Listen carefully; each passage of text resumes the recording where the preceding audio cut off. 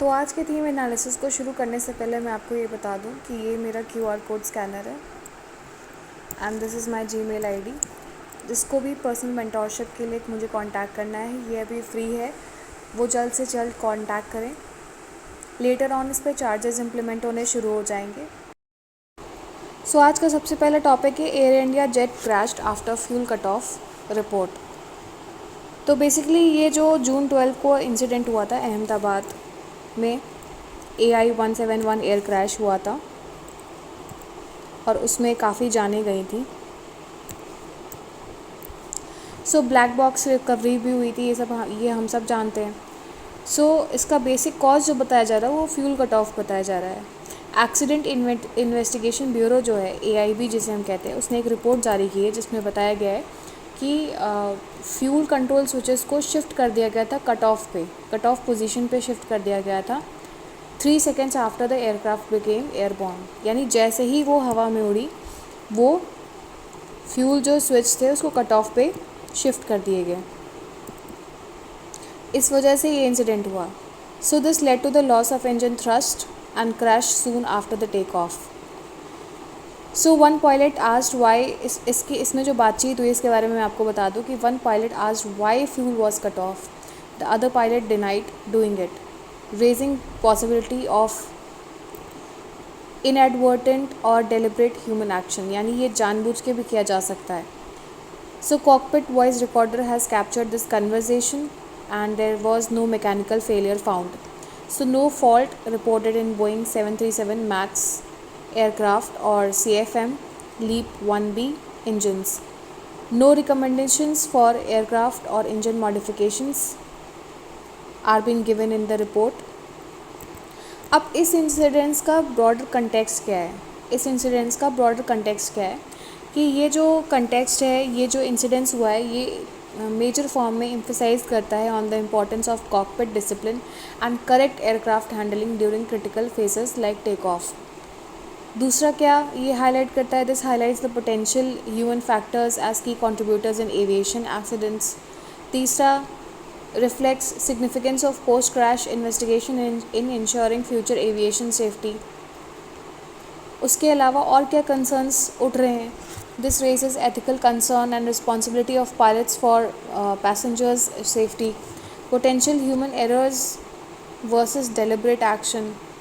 So इस report में basic में यही कहा गया है कि ये deliberate action हो सकता है because the conversation was merely recorded. So this all happened due to human intervention and तीसरा कंसर्न जो है वो इसमें रेज़ किया जा रहा है, there is an importance of transparent investigation. अब UPSC के एस्पेक्ट से ये कैसे इम्पॉर्टेंट हो सकता है कि सबसे पहले जो एथिकल इश्यूज़ हैं उन पे फोकस हो सकता है with respect to aviation sector. So एक क्वेश्चन ऐसे आ सकता है that highlight the ethical issues faced by aviation professionals during the crisis situation. दूसरा ये आ सकता है that explain how technological systems in modern aircraft can help prevent accidents caused by humans error. So इस टाइप के questions आ सकते हैं, but this is a very fatal thing कि अगर इस टाइप के इंसिडेंसेस ह्यूमन इंटरवेंशन से हो रहे हैं, so it is a major cause of concern. And I think कहीं ना कहीं पायलट की ट्रेनिंग में भी कुछ थोड़ा बहुत ध्यान रखना होगा। दूसरा, प्रीलिम्स में ये पूछ सकते हैं कि फ्यूल कट ऑफ जो है वो किस चीज़ को रेफ़र करता है। फ्यूल कट ऑफ टर्म जो है। तो नेक्स्ट टॉपिक है आपका centre exempts 78% of thermal plants from installing key anti polluting systems.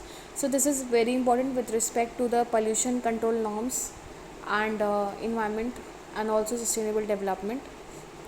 अब इसका मैं बेसिक कंटेक्स्ट बताऊं तो यूनियन इन्वायरमेंट मिनिस्ट्री ने अराउंड 78% जो थर्मल पावर प्लांट्स हैं, TPPs हैं, उनको एग्जेम्प्ट कर दिया है फ्रॉम इंस्टॉलिंग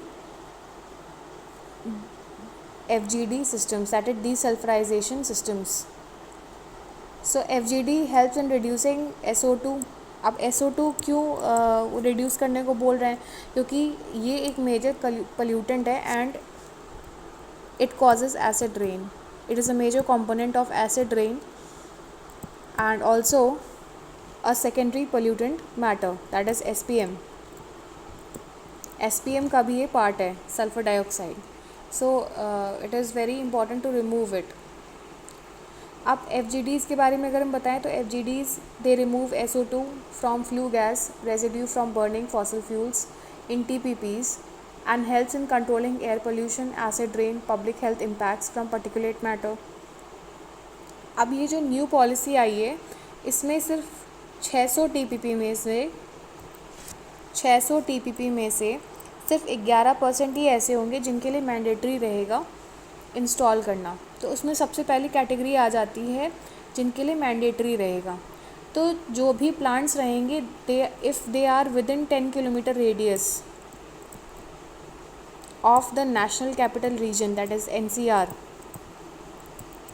और cities with more than equal to million population will only install these FGDs.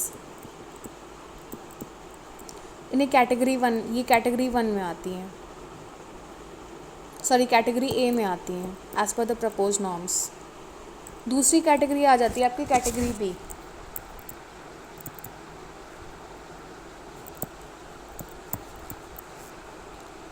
अब ये कौन सी कैटेगरीज़ हैं? ये वो कैटेगरीज़ हैं उन प्लांट्स के लिए है जो लोकेटेड हैं with in 10 kilometre of critically polluted area, that is CPA, और non attainment cities, that is नाक। उनके 10 किलोमीटर के रेडियस के अंदर जो हैं उनके लिए डिस्क्रिशनरी है।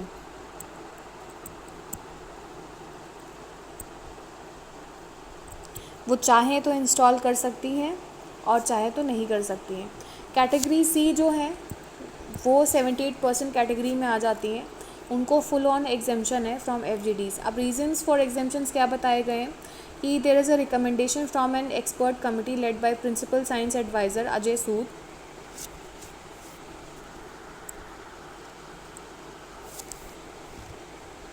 who said that economic cost considerations for older plants and plants located far from dense population are must to consider. अब इसके क्रिटिसिजम्स भी काफ़ी आ रहे हैं जो कि इसमें लिखे हुए हैं that environmental experts like Manoj Kumar, centre for research and energy clean air, criticise the exemption and says that the risk worsen the air quality and could increase SO2 and secondary particulate matter. यानी इनके में increment देखा जा सकता है इसकी वजह से। अब इसका इन्वायरमेंटल सिग्निफिकेंट हम सब जानते हैं कि क्या पढ़ने वाला है कि SO2 इंक्रीज होगा, सो this will combine with atmospheric components and will form SPM 2.5 and 10 भी, SPM 10 में भी आ जाता है ये।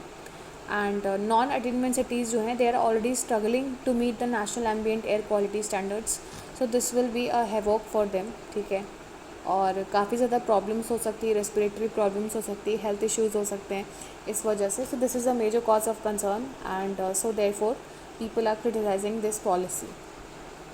अब UPSC के एस्पेक्ट में आपका GS पेपर 3 में आ जाता है environmental pollution and control and environmental impact assessment, that is EIA। Prelims में आपका ऐसे क्वेश्चन आ सकता है that FGD, that is flue gas desulphurisation systems are primarily used to reduce emissions of which component, इस टाइप के questions आ सकते हैं। So definitely they are use to reduce sulphur dioxide. दूसरा ये पूछ सकते हैं कि the term non attainment city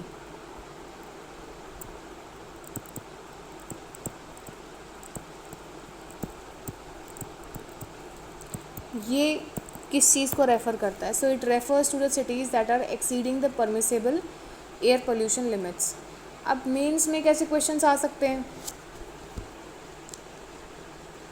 mains में ऐसे क्वेश्चंस आ सकते हैं that discuss the environmental and economic implications of exempting thermal power plants and from installing flue gas desulphurisation systems in India. दूसरा ये आ सकता है explain how sulphur dioxide emissions contribute to air pollution and public health challenges in urban India.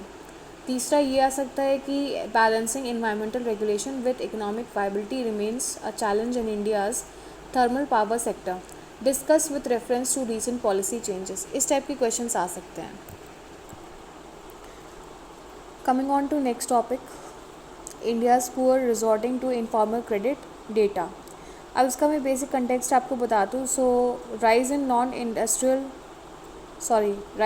Institutional borrowing among India's poor and even middle income groups 5 to 10 lakh rupees.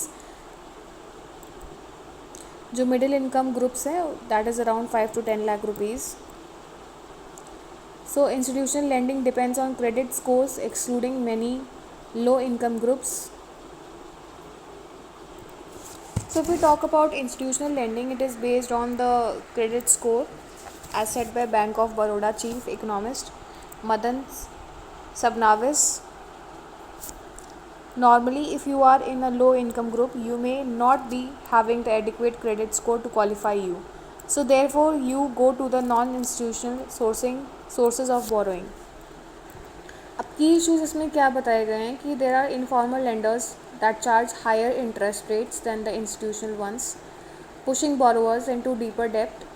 Common among the blue collar workers like agricultural workers earning less than rupees 2 lakh per year. अब ये blue collar workers जो term है, this is very important.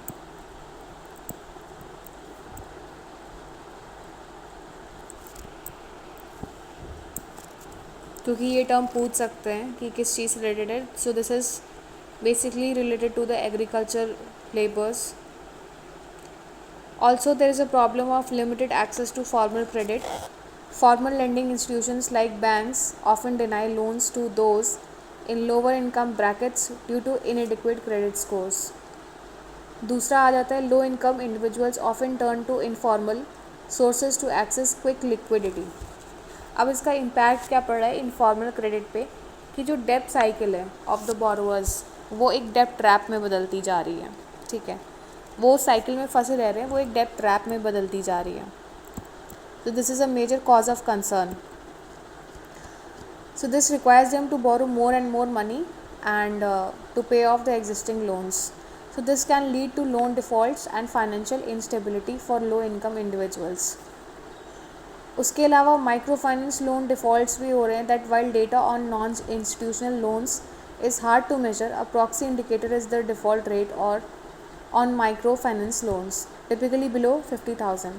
RBI का data ये कहता है कि there is a default rate of for micro finance loans overdue for more than 90 days, which rose from 1.8% in December 2022 to 3.2% in December 2024. ये RBI का data है.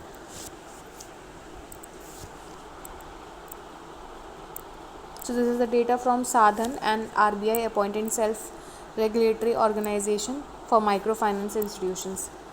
ये data यही बता रहा है, जब मैं फिर से बता रही हूँ कि 1.8% से जो कि 2022 में दिसंबर में था उससे बढ़ोतरी हुई है 3.2% तक. किस चीज़ को लेकर बढ़ोतरी हुई? लोन्स ओवर ड्यू रहे हैं. अब गवर्नमेंट एंड इंस्टीट्यूशनल रिस्पॉन्स इस पर क्या रहा है कि सबसे पहले जो साधन है that is an RBI appointed organisation is working to regulate micro finance institutions.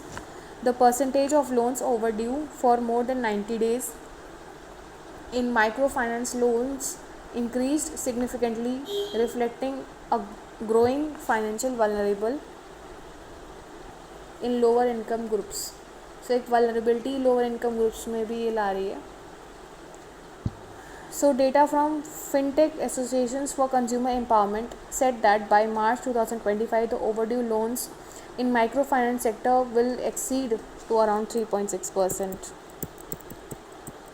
Reflects rising financial stress in informal credit scores.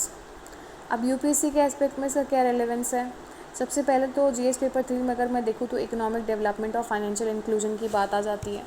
और दूसरा जीएस पेपर 2 में सोशल जस्टिस भी कवर अप होता है, जिसमें issues related to inequality, poverty, low income या middle income groups जो हैं वो आ जाते हैं, वो कवर अप हो जाते हैं. अब प्रॉबेबल क्वेश्चंस कैसे आ सकते हैं? सबसे पहले तो मैंने आपको जैसे कि बताया कि ब्लू कॉलर जो वर्कर्स हैं वो इम्पॉर्टेंट है, बिकॉज ये टर्म रिलेट करके पूछ सकते हैं आपसे यूपीएससी में. और दूसरा साधन जो है that is this one. Which is a self regulatory organisation. तो ये सबसे पहले तो एक क्वेश्चन यहीं से बन गया कि साधन जो है ये सेल्फ रेगुलेटरी है या नहीं है, और is it regulated by RBI. क्योंकि आरबीआई ने अपॉइंट किया है तो ये पूछ सकते हैं कि आरबीआई से रेगुलेटेड है या सेल्फ रेगुलेटरी, तो इस टाइप का क्वेश्चन आ सकता है। दूसरा ये पूछ सकते हैं साधन किस एस्पेक्ट से रिलेटेड है। So it is related to micro financing institution. अब तीसरी बात कर लेते हैं मेंस की। मेंस में कैसे क्वेश्चंस आ सकते हैं।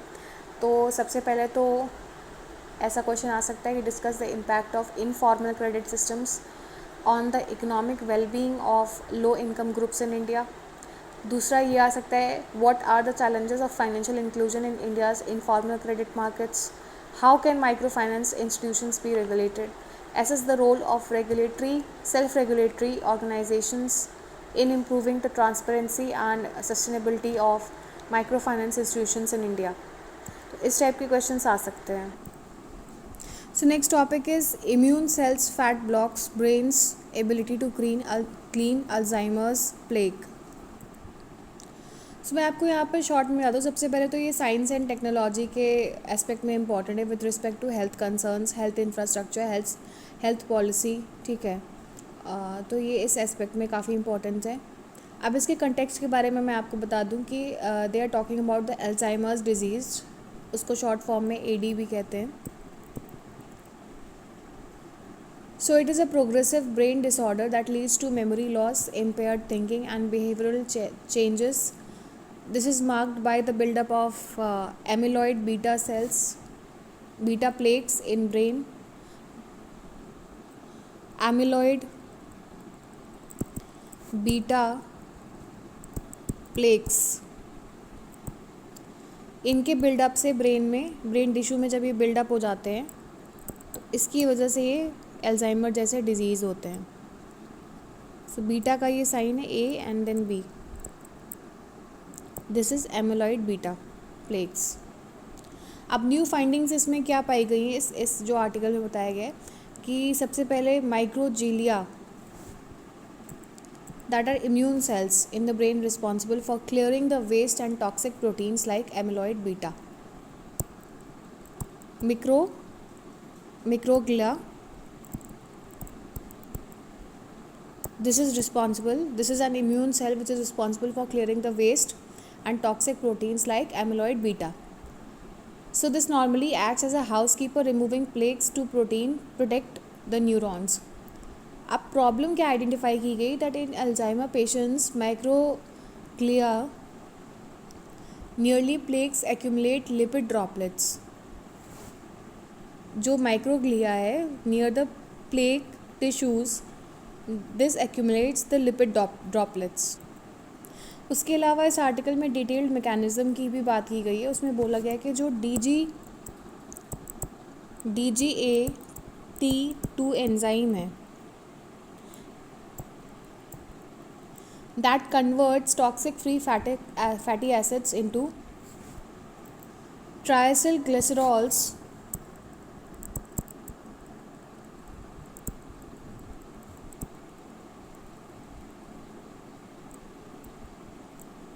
stored as lipid droplets. High DGAT2 expression found in microglia near amyloid plaques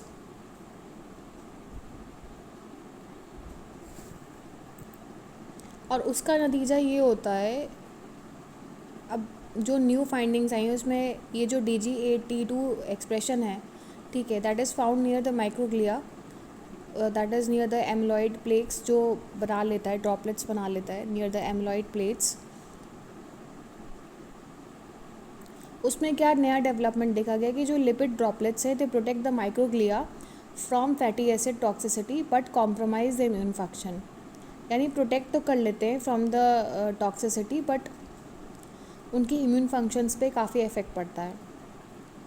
so microglia जो है that choose lipid safety over clearing amyloid plaques, this leads to plaque buildup and disease progression.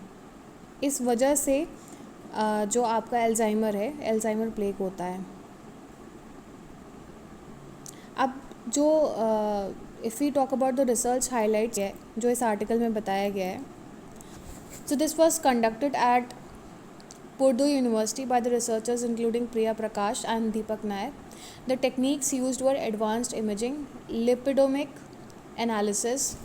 ये techniques use हुई थी और आपको इसके बारे में मालूम होना चाहिए for prelims basis.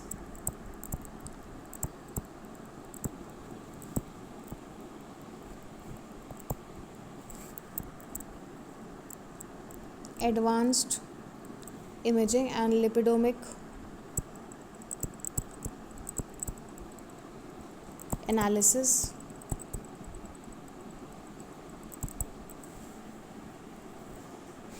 So blocking DGA2T2 in mouse models reduced lipid accumulation in microglia, restored their ability to clear amyloid plaques. Even a 1 week treatment lowered the plaque burden by 50%. So in techniques का use करके और proper treatment देकर 50% तक reduction लाया गया in the plaque, lipid accumulation को reduce करके. अब इसका सिग्निफिकेंस क्या है? This highlights the potential for DGA2 inhibitors as a therapy for Alzheimer's and shows how cellular lipid metabolism can drive neurodegenerative diseases, a step toward precision medicine targeting specific molecular pathways in Alzheimer's. Cautions के बारे में अगर मैं बात करूँ तो this results from animal models may not directly translate to human treatments across all Alzheimer's stage, and more research is needed to test the safety and effectiveness in humans. अब UPSC के एस्पेक्ट में मैंने आपको बता ही दिया है कि science and technology के एस्पेक्ट में ये काफ़ी इंपॉर्टेंट है. सबसे पहले प्रीलिम्स में कैसा क्वेश्चन आ सकता है? तो सबसे पहला क्वेश्चन जो है आपका माइक्रोग्लिया पे आ सकता है. ये पूछ सकता है that microglia in the human brain are primarily involve in which of the following. तो they are involve in clearing the waste and toxins out of the brain. ठीक है. या ये पूछ सकते हैं कि ये किस पार्ट में पाया जाता है? तो it is found in the brain cells. It is basically a clearing agent of the toxins in the brain cells, an immune system of the brain cells. दूसरा क्वेश्चन आ सकता है enzyme DGA2 is associated with which of the following? So it is associated with conversion of the fatty acids to triacylglycerols.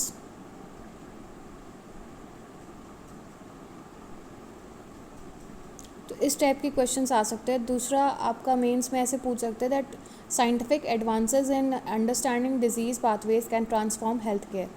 Discuss in context of neurodegenerative disorders. So next topic is the peopling of Indian subcontinent. अब इसके context के बारे में मैं आपको short में बता दूं कि this is based on genetic research on Indian populations and is derived from the landmark 2009 paper. उस पेपर का नाम है reconstructing Indian population history by David Reich at Harvard MIT CCMB Hyderabad.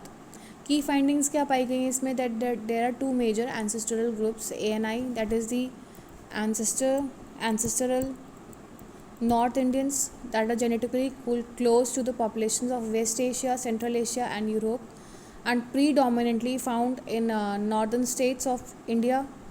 दूसरा जो ग्रुप पाया जाता है that is ASI, that is ancestral south Indians, genetically distinct from ANI, related to East Eurasian origins, found in higher proportions in southern Indian states. So अगर मैं बात करूँ आगे जो कंटेक्स्ट बताया गया इसमें, so that is about the AAIC report, that is the ancient ancestral South Indians. The true ASI, or that is equals to AASI, are the Adivasis of Andaman and Nicobar Islands that migrated from East Asian Pacific regions over 60,000 years ago, socially and genetically less mixed with Indian mainland populations. दूसरा यहाँ पर report जारी की गई है about the ethnicity and caste system. So इसमें genetic studies की गई जिसमें रिवील किया गया है that ANI ancestry is higher in upper caste people across India. So lower caste and tribal groups, मतलब सबसे कम जो है वो लोअर कास्ट पीपल और ट्राइबल ग्रुप्स में है. So caste system is over 2000 years old among the Hindus and discriminatory impact इसका बहुत ज़्यादा पड़ा है हमारे भारत पे. So specially on the Adivasis who remain at the bottom of the social hierarchy. उसके अलावा इस आर्टिकल में ये भी बोला गया है that this article also talks about the ethnicity and caste dynamics that are changing gradually. So increased intercaste and inter-regional marriages due to education, urbanization, mobility for jobs, etc.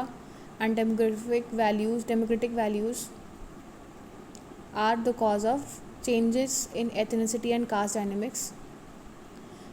According to 2011 census, intercaste marriages were around only 6% and interfaith marriages were only around 1%, but it is expected to rise by 2027. 2027 तक intercaste marriage या interfaith marriages increase होने के काफ़ी chances है, specially in urban India.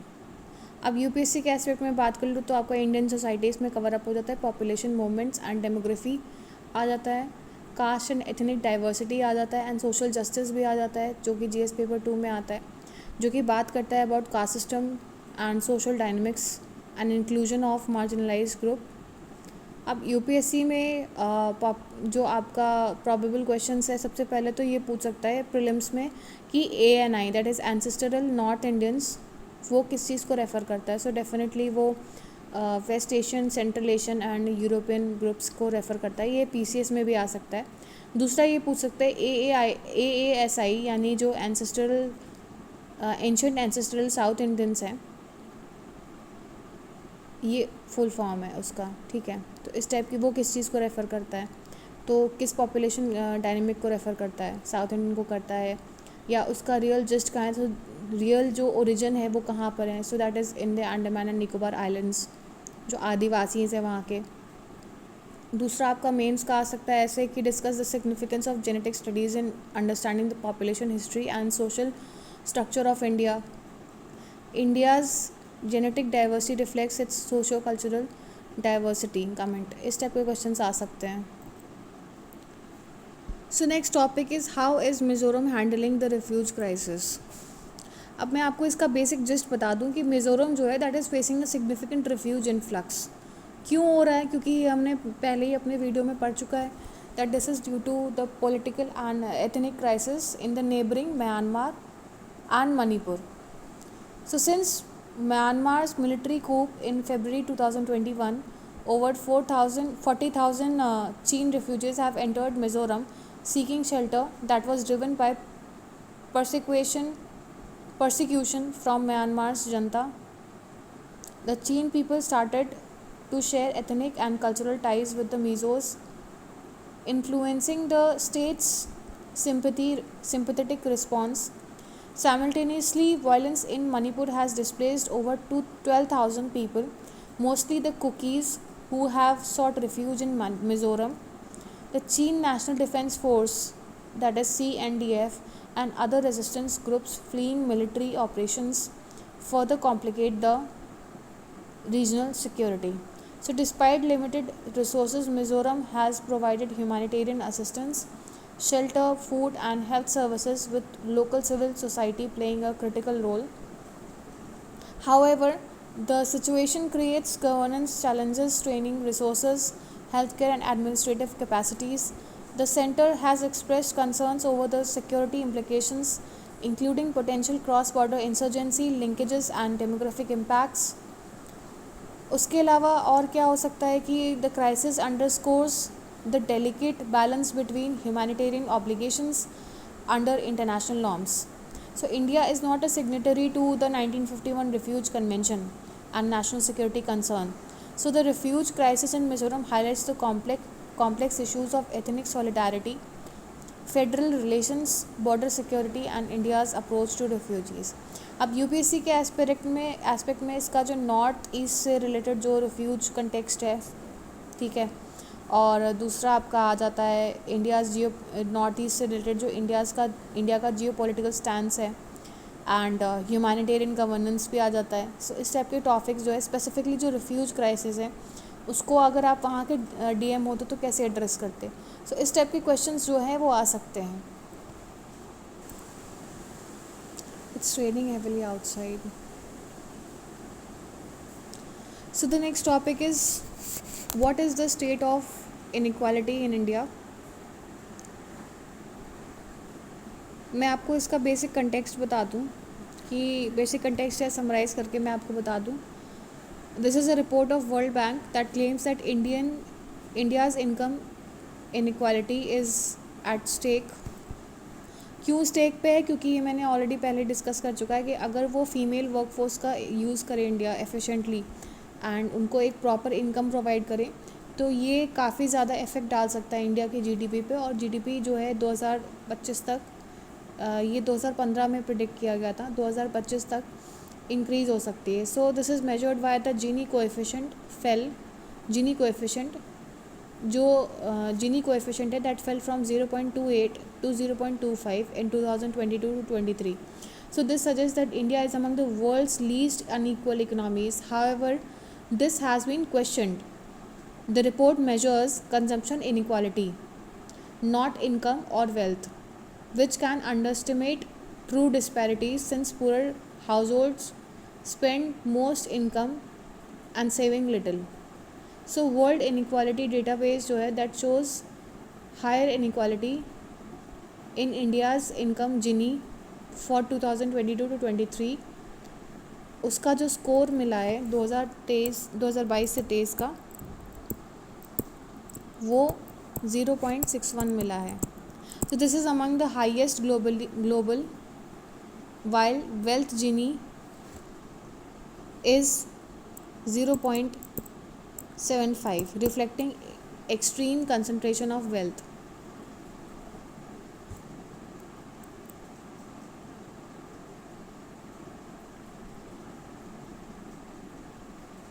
सो ये parameters दिए गए हैं, लो जीनी, वेल्थी जीनी, इस तरीके से नेशंस को जो हैं ये देख रहे हैं आप, यहाँ पर ये दिया गया है, टर्म्स दिए गए हैं।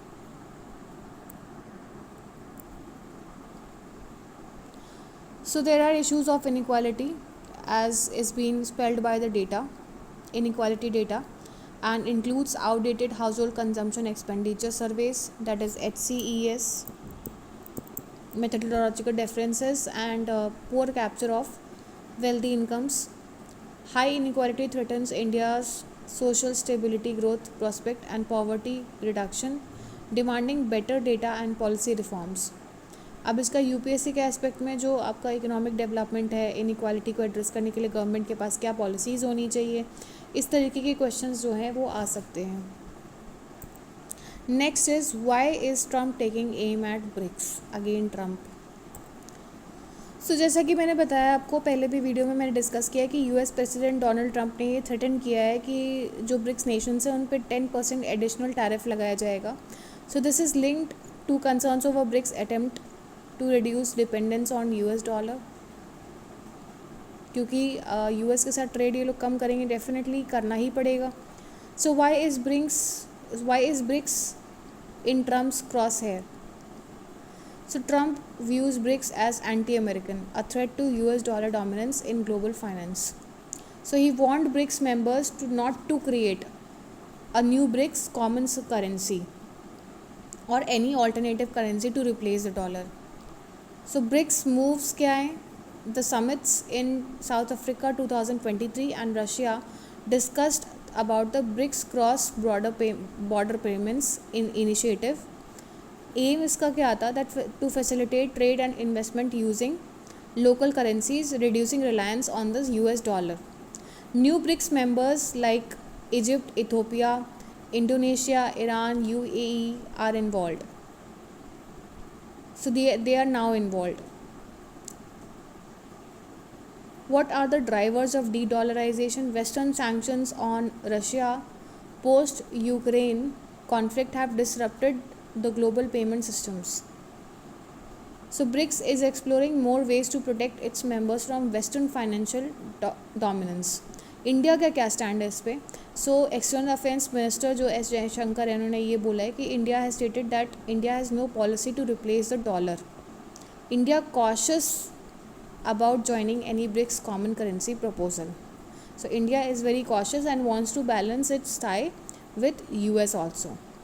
अब यूपीएससी के रिलेवेंस में इसका क्या इम्पोर्टेंस है?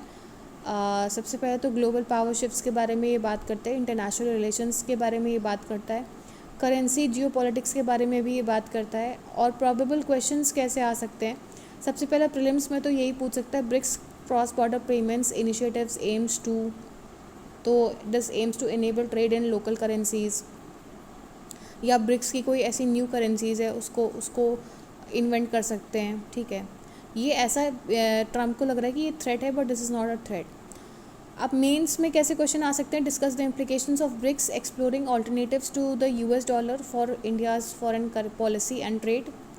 एंड सेकेंडली ऐसा आ सकता है question that analyze the strategic significance of BRICS expanding membership and its potential impact on the global economic order. So इस टाइप के क्वेश्चंस आ सकते हैं. So that's all for the day. Here I end my analysis. I request you to like, subscribe and share my channel, and do value my efforts. Thank you and have a nice day.